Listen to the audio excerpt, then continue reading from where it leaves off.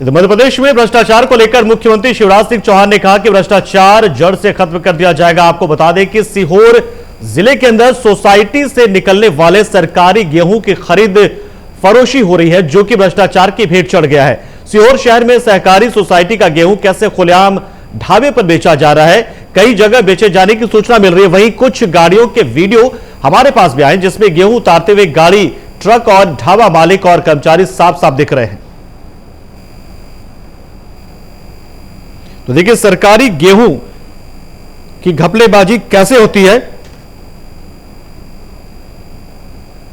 जैसे मैंने आपकी चर्चा में बताया कि 27 तारीख को जो आप गेहूं बता रहे हैं ढाबे पे उतरा है, तो 27 तारीख को निगम के द्वारा जो रेक सौंपी गई थी, वो निगम के द्वारा भारतीय खाद्य निगम को रेक सौंपी गई थी। भारतीय खाद्य निगम को प्रदान गेहूं किया गया था। फिर भी आपने मुझे जो डिटेल दिए, ट्रक चालक नंबर और डिटेल, तो ये पूरी जानकारी भारतीय खाद्य निगम से प्राप्त करके मैं आपको कल पूर्ण विवरण के साथ उपलब्ध कराऊंगा। सर, आपने अभी जो मीना जी को फोन लगाया, उन्होंने बोला कि ये सब बकवास है ये चीज, जबकि हम आपको वीडियो दिखा रहे हैं। मीना जी चाहें तो उनको भी वीडियो भेज सकते हैं, फिर भी कार्रवाई क्यों नहीं? देखिए, भारतीय खाद्य निगम के अधिकृत जो अधिकारी हैं, क्योंकि भारतीय खाद्य निगम के द्वारा रेट प्राप्त की गई है, तो मीना जी जो हैं वो डिपो मैनेजर हैं, तो जो परिवहनकर्ता हैं वो उनके अधीन आते हैं। इधर भोपाल में पूर्व सीएम कमलनाथ प्रदेश व्यापी अखिल भारतीय कुर्मी क्षत्रिय महासभा के सम्मेलन में शामिल हुए, जहां उन्होंने कहा कि आज के नौजवानों में और 20 साल पहले के नौजवानों में काफी अंतर है। आज का नौजवान रोजगार व्यवसाय के लिए तड़प रहा है। ये नौजवान प्रदेश का भविष्य है, लेकिन इनका भविष्य ही सुरक्षित नहीं है। कमलनाथ ने एक बार फिर से आरक्षण को लेकर कहा कि ओबीसी की संख्या करीब 55% है और ओबीसी 27% आरक्षण के लिए तड़प रहा है। उन्होंने कहा कि जातिगत जनगणना होनी चाहिए, जरूरी है ये, और साथ में कहा कि समाज बुद्धिजीवी समाज है ये जो समाज है। उन्होंने बीजेपी सरकार पर भ्रष्टाचार को लेकर निशाना भी साधा।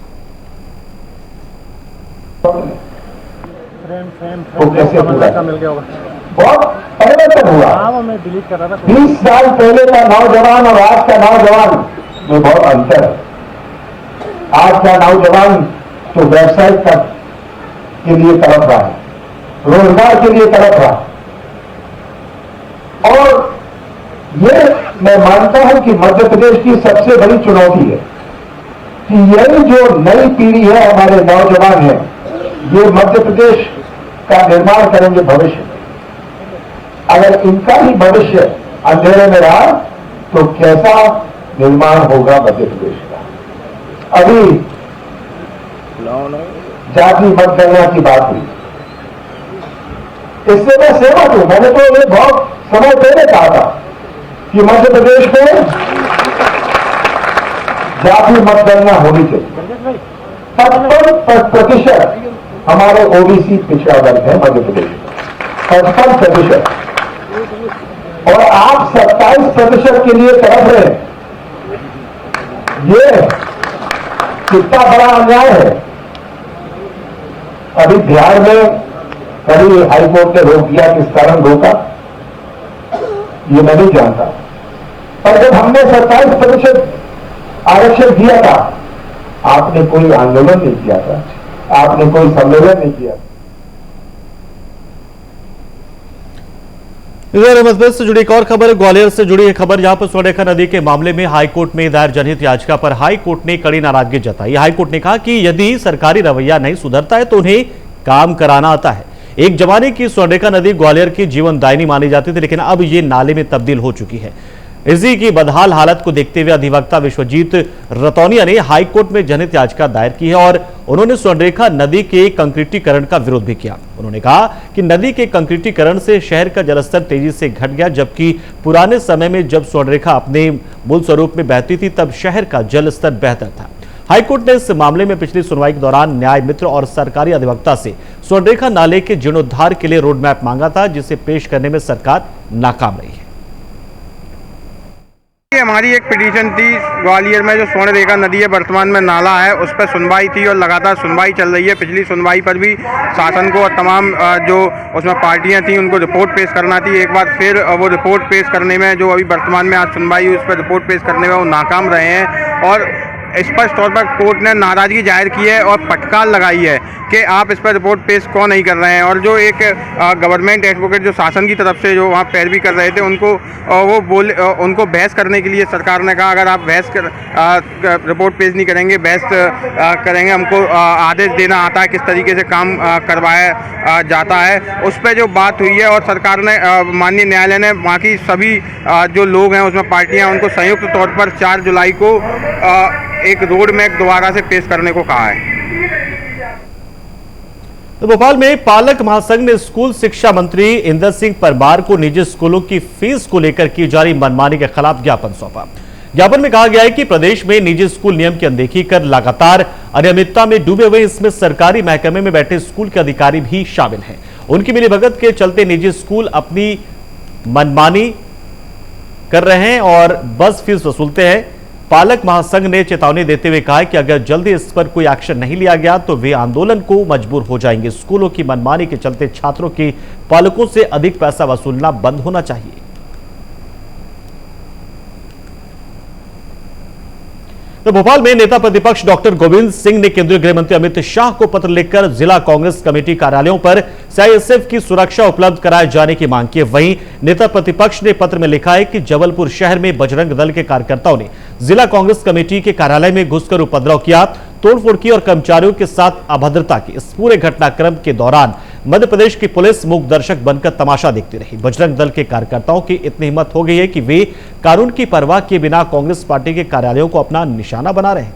लोकतांत्रिक व्यवस्था में एक राजनीतिक दल के कार्यालय पर बजरंग दल के कार्यकर्ताओं ने सरेआम इस तरह हमला किया, यह अत्यंत निंदनीय और शर्मनाक है।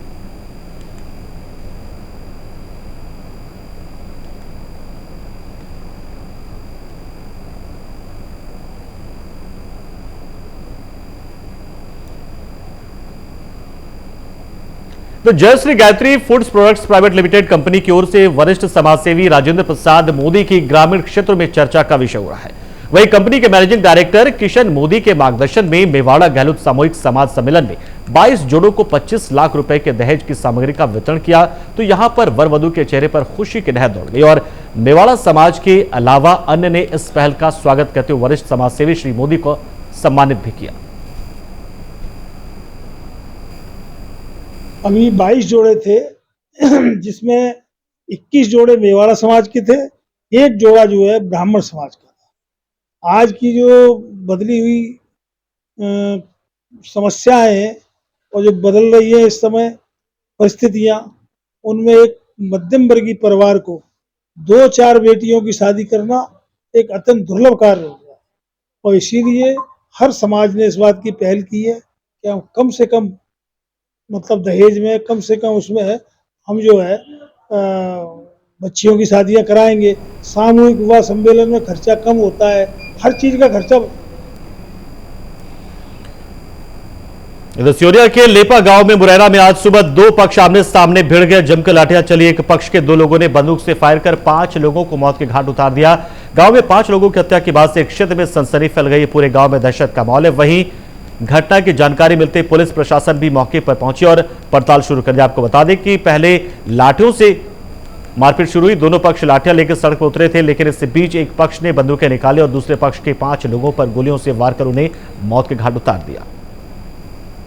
तो देखिए तस्वीर में आपको दिखा रहे कैसे लाठी डंडों से शुरू हुई। पहले तो बातचीत शुरू हुई, बातचीत के बाद फिर लात घूंसे चले, फिर लाठियां चलने लगे और उसके बाद आखिर में गोलियां भी चलानी पड़ गई। कोंडागांव जिले के खेतरपाल गांव में युवक और युवती के गांव में एक ही पेड़ में फांसी के फंदे पर लटका हुआ शव बरामद किया गया। वहीं दोनों ने एक साथ मिलकर आत्महत्या कर ली है। शव मिलने से गांव में युवक और युवती की मौत को प्रेम प्रसंग का मामला माना जा रहा है। हालांकि इसकी पुष्टि अभी तक नहीं हुई है।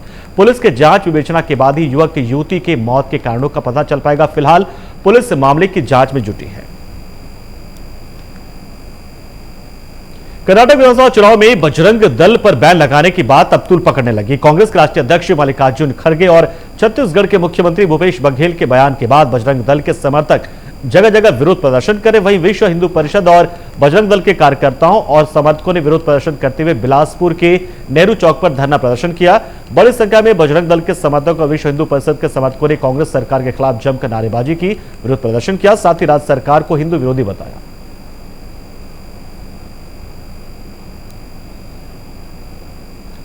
बेमेतरा में 2 गुटों में विवाद का मामला सामने आया, जहां पर 17 लोगों के खिलाफ मामला दर्ज किया गया। वहीं 2 गुटों में हुए विवाद का कारण आपसी रंजिश बताया जा रहा है। आपको बता दें कि बीते देर रात 2 गुटों के बीच पुरानी रंजिश को लेकर जमकर विवाद हुआ, जिसके बाद जमकर मारपीट में दोनों पक्ष के लोगों ने एक दूसरे पर डंडा बरसाया, जिसमें लोग लहूलुहान हो गए। वहीं मारपीट के दौरान एक पक्ष के 4 और दूसरे पक्ष के 13 लोग घायल हो गए, जिन्हें उपचार के लिए बेमेतरा जिला अस्पताल ले जाया गया है। और इस बुलेटिन में इतना ही, लेकिन खबरों का सिलसिला प्राइम न्यूज पर लगातार जारी है, तो आप बने रहिए हमारे साथ। देखते रहिए प्राइम न्यूज। नमस्कार।